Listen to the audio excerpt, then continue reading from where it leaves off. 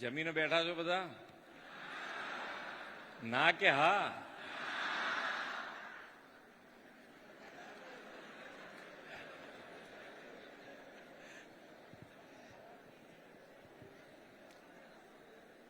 Vejalpur startup festival 2.0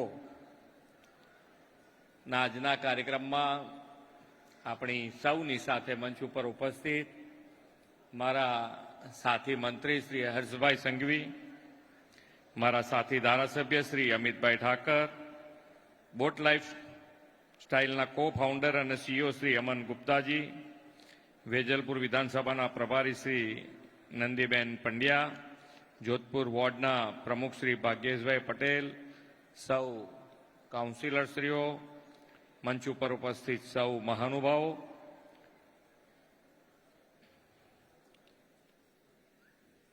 આપ સૌ startup સાથે જોડાયેલા સૌ યુવાનો, પ્રેસ મીડિયાના મિત્રો, સૌને મારા નમસ્કાર. સ્ટાર્ટઅપ અને સ્ટાર્ટઅપ શબ્દ આપણા યુવાનો માટે કે ભાઈ આ સ્ટાર્ટઅપ અને સ્ટાર્ટઅપમાં કરવાનું શું, પણ ઘણી વખતે આપણી પાસે ભણ્યા વધારે હોય કે ઓછું ભણ્યા હોય, પણ ક્રિએટિવિટી હોય કંઈક ને કંઈક બનાવી દેવાની. તમે જુઓ ઘણા મોટા મોટા મશીનો જે બનાવતા હોય છે એ કેટલું ભણેલા હોય છે, કેટલું નથી ભણેલા, એ તમે ચેક કરો તો તમને ખ્યાલ આવે કે એની પાસે પોતાની આગવી સૂઝ કેટલી છે. અને એ આગવી સૂઝ જ્યારે તમે કોઈ માર્કેટમાં લઈ જવી હોય તો એની કોઈ વ્યવસ્થા પહેલા કોઈએ કરી નહીં.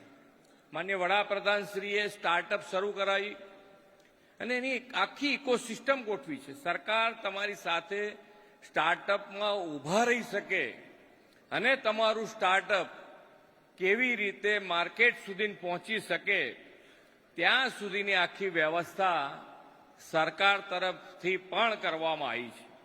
અને સ્ટાર્ટઅપના હિસાબે અત્યારે તમે નવું દરેક વસ્તુમાં તમને એમ લાગે કે ક્યાંથી ક્યાં. ગઈકાલે બહેનોનું એક ફંક્શન હતું, ત્યાં આગળ બહેનોના એક સ્ટાર્ટઅપમાં એ લોકોએ કેળ અને કેળના જે કેળા થઈ ગયા પછી જે આખું થડ હોય એ થડ જો કાઢી નાખે તો એને ઉપાડવા માટેના પૈસા વધારે થતા હતા. એટલે એની અંદરથી આ બહેનોએ એ રેસામાંથી સ્ટાર્ટઅપ શરૂ કરી અને સાડી બનાવી છે. કેટલું મોટું એચિવમેન્ટ કહેવાય કે આજે આપણને નહીંતર આ વસ્તુ ફેંકવા માટેના પૈસા ખેડૂતને લાગતા હતા, આજે એનીમાંથી પૈસા ઉપજે છે. બહેનોને પણ એમાંથી સ્ટાર્ટઅપના હિસાબે પૈસા ઉભા થતા. એક બિસ્કિટ, કાલે હું ફંક્શનમાં હતો તો બિસ્કિટ અને બિસ્કિટનું પેકિંગ, આપણને બધાને ચોકલેટ અને ચોકલેટનું રેપર એ પેકિંગ ઉપર વધારે હમણાં આપણું ધ્યાન કેન્દ્રિત થયેલું હોય કે ભાઈ આપણું રેપર ને બધું સારું હોય, પેકિંગ સારું હોય, પછી આપણે અંદર ચોકલેટ કેવી છે કે નથી સારી કે સારી એની ઉપર જઈએ. તો એ બેને ચોકલેટ ઘરે બનાવેલી, ગોળમાંથી બનાવેલી, અને એનું જે પેકિંગ કરેલું હતું, તો હું એવું કહી શકું 100% કે ગ્લોબલી તમે જેટલા પેકિંગ જોયા હશે એના કરતા 1% પણ નીચું એ પેકિંગનું હતું. એટલું સારું પેકિંગ કરેલું હતું. એટલે સ્ટાર્ટઅપ અને સ્ટાર્ટઅપ માટે આજે અહીંયા આગળ એક બે સ્ટાર્ટઅપ જોયા છે. ઘણા બધા સ્ટાર્ટઅપ અહીંયા પહેલી વખતે જ્યારે આ ફંક્શન થયું ત્યારે પણ હું આવ્યો છું, આજે બીજી વખતે આવવાનું થયું છે. લેટ ઘણા બધા થયા છીએ અમે, પણ સ્પેસ સુધીના સ્ટાર્ટઅપમાં અત્યારે યુવાનો લાગ્યા છે. અને માન્ય વડાપ્રધાન શ્રી રમેશ કહે છે કે આજનો યુવાન અને યુવા શક્તિના ભરોસે જ માન્ય વડાપ્રધાનશ્રીએ વિકસિત ભારત માટેનો સંકલ્પ કર્યો છે.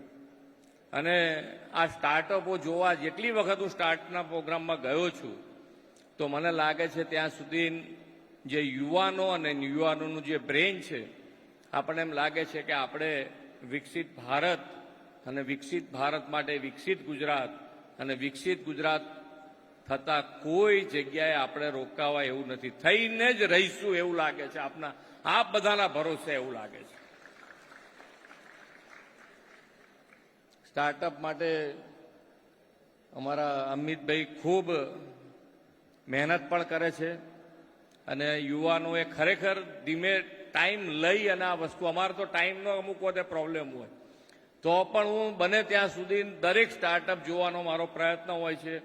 એમાં સરકાર તરફથી અમારી તૈયારી હોય છે કે સ્ટાર્ટઅપને ક્યાંય તકલીફ ના પડે એ જોવાની પણ અમારી જવાબદારી છે. અને યુવાનોને જ્યારે પ્રોત્સાહનની વાત હોય તો અમે ગમે ત્યારે તમારી સાથે ઊભા રહેવા તૈયાર છીએ. તમારે સ્પેશિયલ કોઈને ટાઈમ જોઈતો હોય ને કંઈક બતાવવું હોય તો પણ અમે તમને ટાઈમ આપીશું. અને જે માન્ય અમિતભાઈએ યાર સ્ટાર્ટઅપ 2.0 અને જે સફળતા હું જોઈ રહ્યો છું તો દર વર્ષે આવા મને અહીંયા આગળ હમણાં કોણ મળ્યું પેલા સૌથી પહેલા એ કહેતા હતા કે હું આ બધે ફરું છું પણ વિજય પેટીએમના માલિક એમ મળ્યા તો કે ભાઈ આવો એક વિધાનસભા લેવલે આવા કાર્યક્રમ સ્ટાર્ટઅપનો ક્યાંય થયો હોય તો એ ફક્ત ને ફક્ત વેજલપુરમાં થયો. એટલે અમિતભાઈને ખૂબ ખૂબ અભિનંદન આપું છું. અને આવીને આવી મહેનત એ કરે અને એમાં આપ સૌનો સાથ અને સહકાર મળતો રહે અને સ્ટાર્ટઅપ માટે યુવાનો હજુ વધુ આગળ આવે અને સરકાર તરીકે તમને ક્યાંય પણ તકલીફ લાગતી હોય અમારી કોઈ પોલિસીમાં તો એનું પણ તમે 100% અમને સજેશન મોકલાવજો. અમે તમારી સાથે રહી અને તમારા સ્ટાર્ટઅપ આગળ આવે એના માટેનો પ્રયત્ન કરીશું. એ જ સાથે અભ્યર્થના. ભારત માતા કી જય. વંદે માતરમ. જય જય ગરવી ગુજરાત. મુખ્યમંત્રીશ્રીની સમયની જે અત્યારની અનુકૂળતા છે, એક મીટિંગની વચ્ચેથી આવ્યા અને બીજી મીટિંગમાં પહોંચવાનું છે, એટલે એ સમયની નજાકતતાને ધ્યાનમાં રાખીને હું મારું ભાષણને ટૂંકાવું છું. તમે લોકો જે બધા જ લોકો આ કાર્યક્રમને જોઈ રહ્યા છો, તમારા ફ્યુચરને પણ આ કાર્યક્રમમાંથી ડ્રીમ કરી રહ્યા છો, એ સૌ યુથનું વેજલપુર સ્ટાર્ટઅપ ફેસ્ટિવલમાં સ્વાગત છે.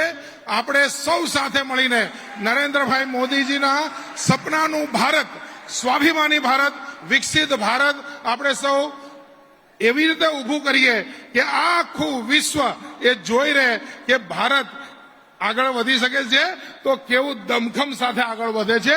એમનો ભરોસો યુથમાં છે. અને માનનીય ભૂપેન્દ્રભાઈ આજે આપણી વચ્ચે નરેન્દ્રભાઈનો સંદેશ લઈ અને આપણી વચ્ચે આવ્યા છે. માનનીય હર્ષભાઈનું પણ હું સ્વાગત કરું છું. યુવાઓના મંત્રી છે, યુવા મંત્રી છે. આપનું પણ હર્ષભાઈ સ્વાગત છે. હું મારી વાણીને વિરામ આપું છું.